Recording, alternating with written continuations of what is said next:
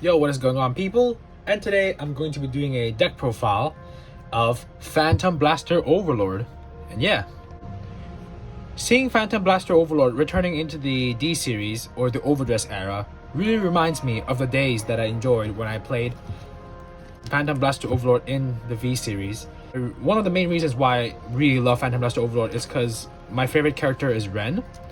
And yeah, it's the fact that I can combine both Mordred's and PBO or Phantom Blaster Overlord into a single deck, and both of these are his units too. So therefore, yeah, I really enjoyed playing the playstyle as well, to be able to just retire your own rear guards and retiring your opponent's rear guards, and Mordred to be able to restand my avatar Blaster Dark and give it 10k, which is really amazing. And yeah, I just really love Shadow Paladin overall, mainly because of Ren. But yeah, enough of me telling you guys about my interest of Shadow Paladin and my thirst for Ren. Let's get right into the deck profile, shall we? Here are my right lines for Phantom Blaster Overlord. I don't really want to go into PBDs at my very first grade 3 turn. It's because it's better to go on PBO and then rely on cards to be able to put PBD into soul. To be able to pop off at your very first grade 2 turn is really good by attacking 4 times your opponent, and Blaster Dark to be able to get Twin Drive by retiring a rear guard. And how will I retire a rear guard is to be able to use Javelin as a skill to reveal top card of my deck and call to get open circle. And yeah, this is really nice. There's nothing much to talk about in the right line, and yeah, let's get right into the deck. Let's start off right away with the grade 3s. I've got 3 copies of my main boy Phantom Blaster Overlord and 3 copies of my main boy Phantom Blaster Dragon. Let's start off with the Phantom Blaster Dragon first. I don't really want to run 4 of these because after when you put him in the soul, he just becomes dead in your hand. And yes, arguably running 4 would increase the consistency, but when you actually playtest the deck, running 3 is probably the best number you can have. And for Phantom Blaster Overlord to be able to sit on a 2 crit base if Phantom Blaster Dragon is in your soul, and to be able to retire 2 rear guards and calling off a Blaster Dark from your soul and your drop when attacking, and giving both the Vanguard and Blaster Dark 10k if your opponent is a grade 3 or higher is really good, because if you go second, you still will be able to call off Blaster Dark, but you just won't have the 10k. But if you go second is when you actually get power and you actually put more pressure to your opponent. And to be able to sit on 2 crit base is really annoying as well, because if your opponent no guards your Vanguard, it just becomes so detrimental for them, as they have to take 2 damage, and if they don't see any defensive triggers on that time, then then Blaster Dark will be able to just swing in. But yeah, so moving on to the grade 2s, I've got 4 copies of my sexy lady Skullwitch the main, 4 copies of my other sexy lady Maha, and 2 copies of my sexy boy Blaster Dark.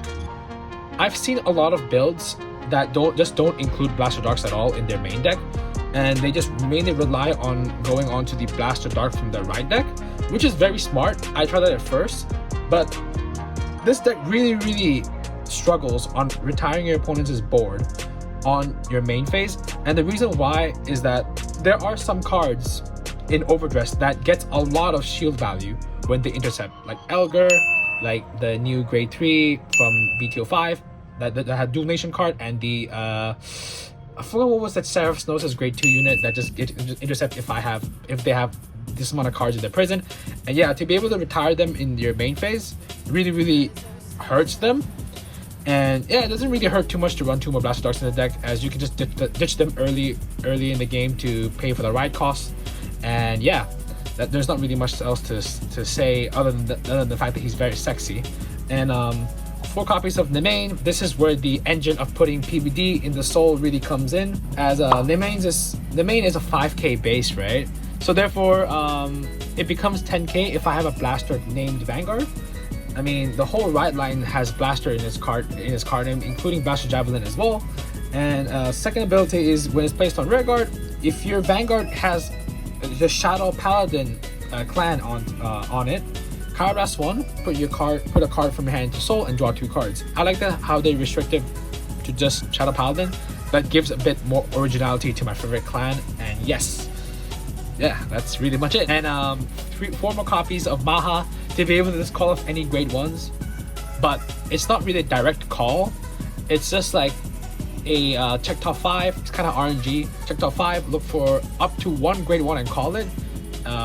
Note that it says up to, so therefore it's not really a must to call a grade 1 and lower. People usually argue that Maha is a very bad card, which I would say it isn't, because the whole point of them arguing that the reason why she's a bad card is because you retire a rear guard to call another rear guard. But that doesn't really hurt as much if you have played Shadow Paladin before, because to be able to kill something and call something is very normal, like towards us, like Shadow Paladin playstyle. And yeah, and the reason why I think she's really good is because there are a lot of cards that have on-play skills in Kaizo Sanctuary. I mean grade 1s. Like, it's stupidly insane of how many cards that have on-play effects. So therefore, by having Mahas to be able to kill off the grade 1s that used their on-play skill already, and then calling off another grade 1 that could use the on-play skill again is really nice. I really love the combo of the ability to be able to just call off something. And yeah, for the grade 1s, I run 4 copies of Charon, 3 copies of this cute nun, 2 copies of Blaster Javelin, and a copy of this Shadow Paladin. This Kaizo Sanctuary, I don't know her name. I'm so sorry, guys. So, yeah, I'm not really good with names. And anyways, for Charon to be able to rest itself and check top card, and whether if I can choose to whether if I want to call it or put it on top, is really nice, as it really pairs up with Maha, because to be able to rest itself and then check top card, and if it's a Maha, I can call it again and retire it and then check top 5 again, and then if I get a Charon, I can call it again and then rest it. So it creates like a little mini loop. It doesn't really make a big difference, but pulling it off is really satisfying, and I really love that. And let's say that, I'm not gonna be able to pull off Maha, right? Like, guaranteed, but this card will increase the chances of you doing that, so because her skill is to be able to rest itself and Soul Blast 1, check top 2, and then I get to put 1 card on top, 1 card on the bottom, so I can at least have a little chance of me knowing what rear guards would I call. And but I can choose to not do that, so, and just leave the triggers at the top, as this card kind of has that Oracle Ting Tank style, as I really liked back in when I started playing Vanguard. And to be able to know what you will get in your drive checks is really helps you a lot in the attacking pattern that you're gonna do. And yeah, Charon and her does the same job, but Charon just helps you out to call more cards on the board. And for Blaster Javelin to be able to hit magic numbers in your grade 2 and your grade 3 turn, if you're going first, it also does a lot when you're going second as well, because it becomes a 10k regardless if you're going first, second on your grade 2 turn. So yeah, I really like that. And last but not least, her, I don't really want to run 3 to 4 or more than 1, because as I playtested her, right, she doesn't really come up as often, and the Soul Blast 2 cost is really hefty, is really expensive. Soul Blasting 2 is a really expensive cost in this deck, as the main puts cards in Soul to draw 2, right?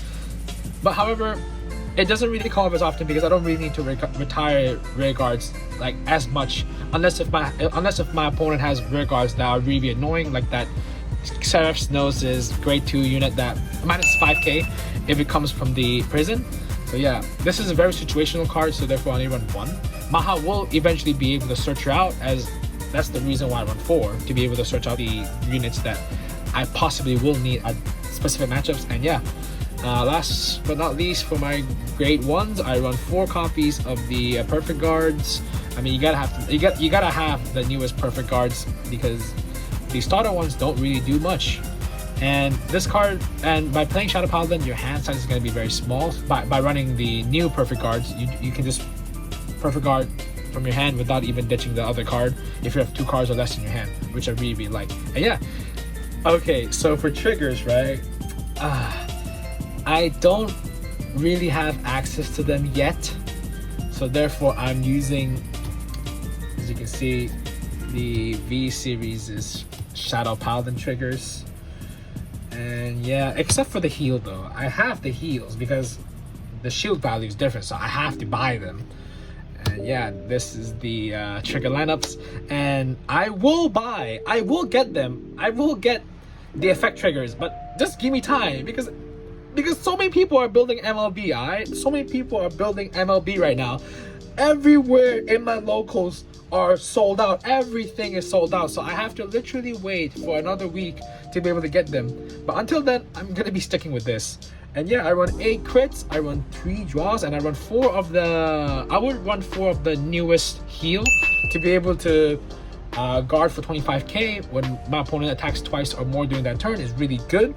And the dragon critical trigger to be able to go in solo and give 2k isn't really that good, but sometimes if I call it with an effect, it really helps out a lot.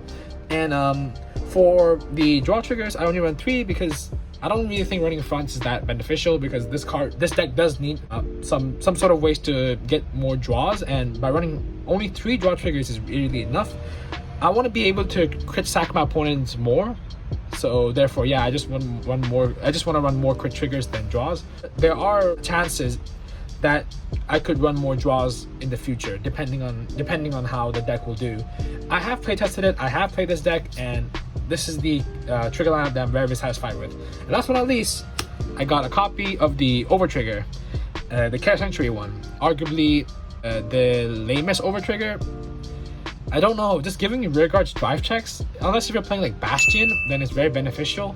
But if you're playing like Hexa Orb or PBO, then not really. I mean, with Thagria, with the new BT05, maybe.